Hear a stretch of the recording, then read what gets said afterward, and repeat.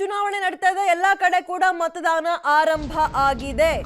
ಆದ್ರೆ ರಾಜ್ಯಾದ್ಯಂತ ಮೊದಲ ಹಂತದ ಮತದಾನ ಈಗಾಗಲೇ ಆರಂಭ ಆಗಿದೆ. 7 ಗಂಟೆಗೆ ಆರಂಭ ಆಗಿದೆ. ಬೆಳಗ್ಗೆಯಿಂದಲೇ ಮತದಾನಕ್ಕೆ ಗುಡ್ ರೆಸ್ಪಾನ್ಸ್, ಉತ್ತಮ ಪ್ರತಿಕ್ರಿಯೆ. ಇನ್ಫೋಸಿಸ್ ನಾರಾಯಣ ಮೂರ್ತಿ ಅವರು ಮತ್ತು ಅವರ ಪತ್ನಿ ಸುಧಾ ಮೂರ್ತಿ ಇಬ್ರು ಕೂಡ ಬಂದು ವೋಟ್ ಚಲಾಯಿಸಿದ್ದಾರೆ. ಮಾಜಿ ಸಚಿವ ಸುಧಾಕರ್ ಅವರು, ಸೋಮಣ್ಣ ಇಬ್ರು ಕೂಡ ಅಭ್ಯರ್ಥಿಗಳು. ಹಾಗೆ ನೋಡೋದಾದ್ರೆ ಮಾಜಿ ಕ್ರಿಕೆಟಿಗ ರಾಹುಲ್ ದ್ರಾವಿಡ್ ಅವರು ಕೂಡ ಮತದಾನವನ್ನ ಮಾಡಿದ್ದಾರೆ. ರಾಜ್ಯಾದ್ಯಂತ ಒಂದು ಬೆಳಬೆಳಗ್ಗೆ ಗುಡ್ ರೆಸ್ಪಾನ್ಸ್ ಸಿಗ್ತಾ ಇದೆ. ಸೊ ನಾವ್ ಯಾಕೆ ಕೆಲವೊಬ್ಬರ ಹೆಸರುಗಳನ್ನೇ ಪರ್ಟಿಕ್ಯುಲರ್ ಆಗಿ ಹೇಳ್ತಾ ಇದೀವಿ ಅಂದ್ರೆ, ಮಾದರಿ ಅವರು ಎಂತಿಂತವರು ದೊಡ್ಡ ದೊಡ್ಡ ಸೆಲೆಬ್ರಿಟಿಗಳು ಮತ್ತು ಹಿರಿಯರೆಲ್ಲ ಬಂದು ವೋಟ್ ಮಾಡಿ ಹೋಗ್ತಾ ಇದ್ದಾರೆ, ನೀವುಗಳು ಬಂದು ಮಾಡಿ ಅಂತ ಅಷ್ಟೇ, ಇನ್ನೇನು ಅಲ್ಲ. ಇದರ ನಡುವೆ 7 ಗಂಟೆಯಿಂದಲೇ ಎಲ್ಲ ಕಡೆ ಕೂಡ ಮತದಾನ ಆರಂಭ ಆಗಿದೆ. ಸುಧಾಮೂರ್ತಿ ಮೇಡಮ್ ಹೇಳ್ತಾ ಇದ್ರು, ಹಿಂದೆ ಕುತ್ಕೊಂಡು ಮಾತಾಡೋದಲ್ಲ, ಮುಂದೆ ಬಂದು ವೋಟ್ ಮಾಡಬೇಕು ಅಂತ. ಯಾಕಂದ್ರೆ ಬೆಂಗಳೂರು ಜನರಲ್ಲಿ ವಿಚಿತ್ರ, ಒಂದು ರೀತಿ ಎಲ್ಲ ರೀತಿ ಫೆಸಿಲಿಟೀಸ್ ಹೊಂದ್ಕೊಂಡಿರೋ ಬೆಂಗಳೂರು ಜನ ತೀರಾ ಒಂದು ರೀತಿ ಕನಿಷ್ಠ ಮಟ್ಟದಲ್ಲಿ ವೋಟ್ ಹಾಕ್ಬಿಡ್ತಾರೆ. 50 ದಾಟೋದು ಕೂಡ ಹಬ್ಬಬ್ಬ ಅಂತ. ಈ ಸಲ ಹಾಗೆ ಆಗ್ಬಾರ್ದು ಅಂತಲೇ ಹಲವು ಥೀಮ್ಗಳನ್ನ ಕೂಡ ತಂದಿದ್ದಾರೆ.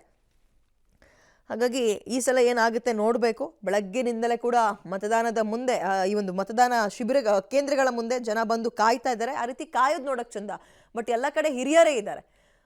ಸುಧಾಮೂರ್ತಿ ಮೇಡಮ್ ಹೇಳ್ತಿದ್ರು, ನಾನು ಬೇರೆ ಕಡೆ ಎಲ್ಲ ಹೋಗ್ಬೇಕು, ಅದಕ್ಕೆ ಬೇಗ ವೋಟ್ ಹಾಕೋಗೋಣ ಅಂತ ಬಂದೆ. ಬಟ್ ನಾರಾಯಣ ಮೂರ್ತಿ ಅವರು ಆಲ್ರೆಡಿ ಅವರಿಗೆ ಹಾಸ್ಪಿಟಲಿಂದ ಡಿಸ್ಚಾರ್ಜ್ ಮಾಡಿಸ್ಕೊಬಂದು ವೋಟ್ ಹಾಕಿ ಮನೆಗೆ ರೆಸ್ಟಿಗೆ ಕಳಿಸಿದ್ದೀವಿ ಅಂತ.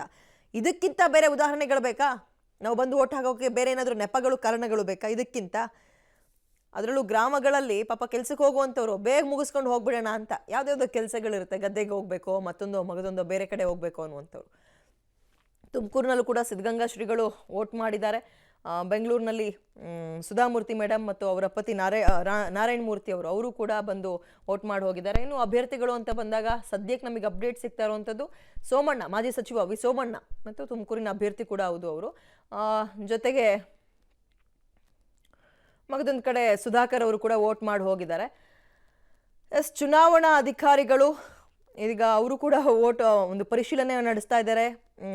ಈಗ ಅವರಿಗೆಲ್ಲ ನೆನ್ನೆ ಅಂಚೆ ಮತದಾನದ ಮುಖಾಂತರ ವೋಟ್ ಆಗಿರುತ್ತೆ, ಗಮನಿಸ್ತಾ ಇದ್ದಾರೆ. ಪಿಂಕ್ ಬೂತ್ ನೀವು ಕಾಣ್ತಾ ಇರ್ಬೋದು, ಸಂಪೂರ್ಣವಾಗಿ ಪಿಂಕ್, ಇಡೀ ಬೂತು ಪಿಂಕ್ ಕಲರ್ ಕಾಣ್ತಾ ಇದೆ. ಅಲ್ಲಿರೋ ಇದು ಸಿಬ್ಬಂದಿಗಳು ಕೂಡ ಹೆಣ್ಮಕ್ಳನ್ನೇ ನಿಯೋಜನೆ ಮಾಡಿರ್ತಾರೆ, ಮತ್ತು ಅವ್ರಿಗೂ ಡ್ರೆಸ್ ಕೋಡ್ ಕೊಟ್ಟಿದ್ದಾರೆ, ನೀವು ಕೂಡ ಪಿಂಕ್ ಹಾಕೋ ಬರ್ಬೇಕು ಅಂತ. ಇವೆಲ್ಲವೂ ಮತದಾರರನ್ನ ಸೆಳೆಯೋಕೆ ಮಾಡುವಂತಹ ಒಂದು ತಂತ್ರ ಅಷ್ಟೇ.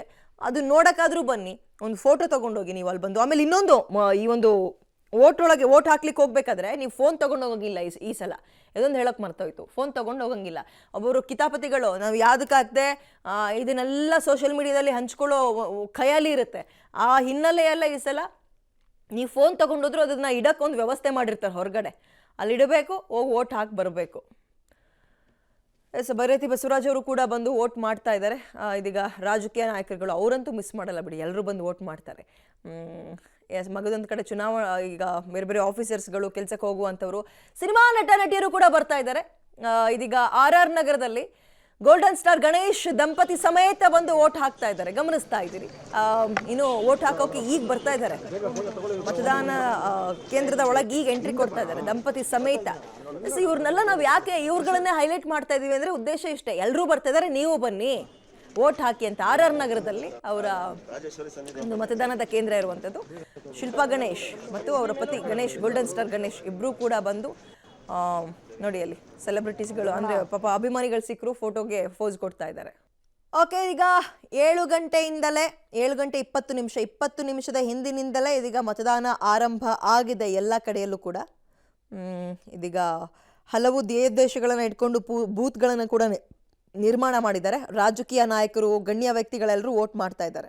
ಚುನಾವಣಾ ಸಿಬ್ಬಂದಿಗಳು ಕೆಲಸ ಮಾಡ್ತಾ ಇದ್ದಾರೆ. ಸುಮಾರು 50,000 ಪೊಲೀಸ್ಗಳು, ಸಿವಿಲ್ ಪೊಲೀಸ್ ಅವರು ಡ್ಯೂಟಿ ಮೇಲೆ ಇದ್ದಾರೆ. ಮತ್ತು ಆಲ್ಮೋಸ್ಟ್ 65 ಕಂಪ್ನಿಗಳು, ನಮ್ಮ ಸೆಂಟ್ರಲ್ ಪ್ಯಾರಾಮಿಲಿಟರಿ ಫೋರ್ಸ್ ಮತ್ತು ಬೇರೆ ಹೊರ ರಾಜ್ಯದಿಂದ ಬರುವ ಎಲ್ಲ ಫೋರ್ಸು ಭದ್ರತೆಯನ್ನು ನೋಡ್ತಾ ಇದ್ದಾರೆ. ಸೊ ಮತ್ತು ನಮ್ಮ ಎಲ್ಲ ತಮಗೆ ಗೊತ್ತಿದೆ, ನಮ್ಮ BLOಗಳು ಮತ್ತು ಬೇರೆ ಬೇರೆ ನಮ್ಮ ಸಿಬ್ಬಂದಿಗಳು ಸುಮಾರು 6 ತಿಂಗಳಿಂದ ಈ ಚುನಾವಣಾ ತಯಾರಿಗೆ ದುಡಿತಾ ಇದ್ದಾರೆ, ಪರಿಶ್ರಮ ಮಾಡ್ತಾ ಇದ್ದಾರೆ. ಸೊ ಆ ಪರಿಶ್ರಮಕ್ಕೆ ಗೌರವ ಕೊಡಲಿಕ್ಕೆ ಹೆಚ್ಚು ಗೊತ್ತಾಗುತ್ತೆ. ಒಂದೊಂದು ಚುನಾವಣೆ ಮುಂದಕ್ಕೆ ಹೋದಂಗೆ ನಮ್ಮ ಜವಾಬ್ದಾರಿ ಹೆಚ್ಚಾಗ್ತಾ ಇದೆ, ಇದು ಗೊತ್ತಾಗುತ್ತೆ. ಎರಡನೇದು, ನಮ್ಮ ದೇಶದ ಭವಿಷ್ಯತ್ತು, ನಮ್ಮ ಸಮಾಜದ ಏಳಿಗೆ, ಇದರ ಬಗ್ಗೆ ಹೆಚ್ಚು ವಿಶ್ವಾಸ ಮೂಡ್ತಾ ಇದೆ. ಹೆಚ್ಚು ವಿಶ್ವಾಸ ಮೂಡ್ತಾ ಇದೆ ಮತ್ತು ಉತ್ಸಾಹ ಜಾಸ್ತಿ ಆಗ್ತಾ ಇದೆ. ಏನೋ ಆಗ್ತಾ ಇದೆ ಅನ್ನುವಂಥ ಭಾವನೆ ನಮಗೆಲ್ಲರಿಗೂ ಬರ್ತಾ ಇದೆ.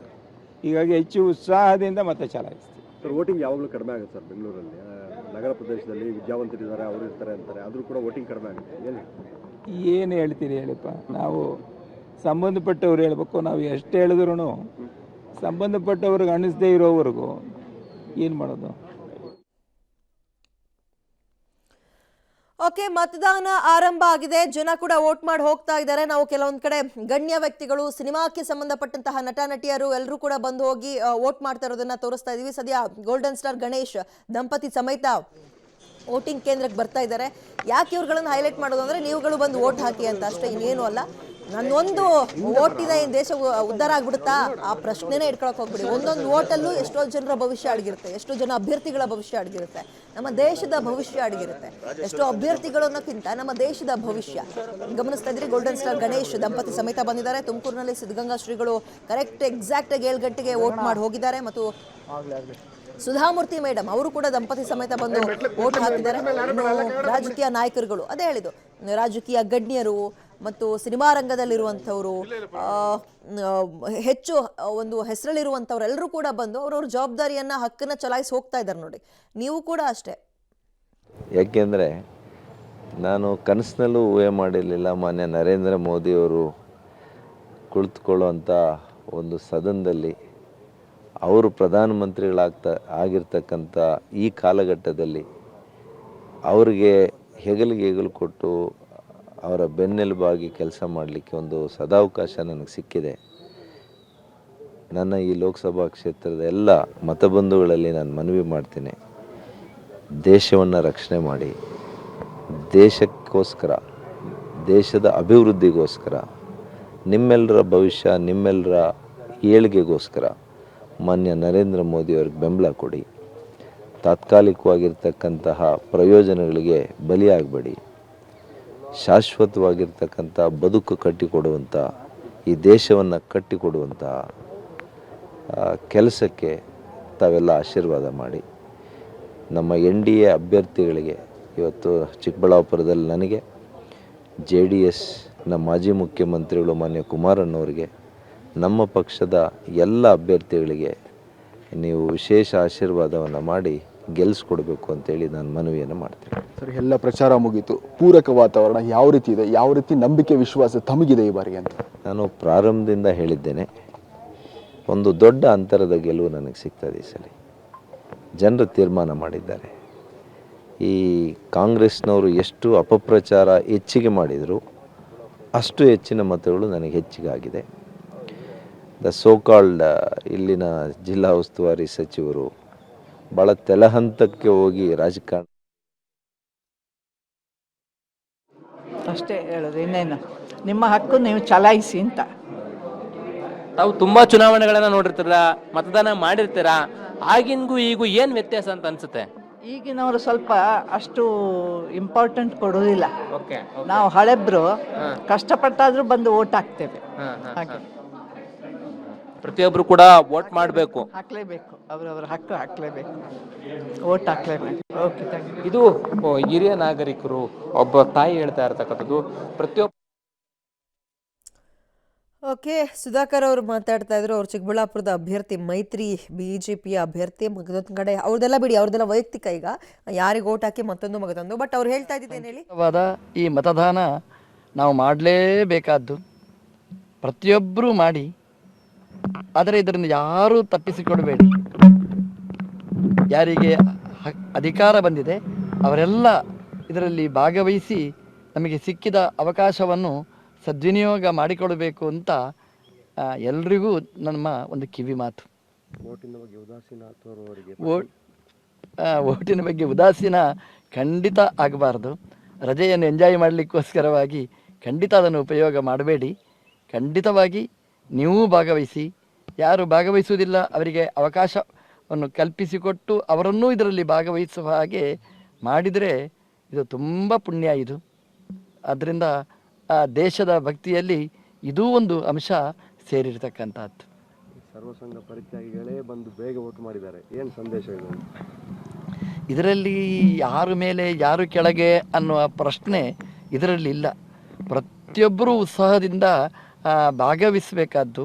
ಕೊನೆಗೆ ಅಂತಲ್ಲ, ದೇಶಭಕ್ತಿಯಲ್ಲಿ ನಾವು ಮೊಟ್ಟ ಮೊದಲಿಗೆ ಇರಬೇಕು ಅನ್ನೋದೇ ನಮ್ಮ ಅಭಿಪ್ರಾಯ.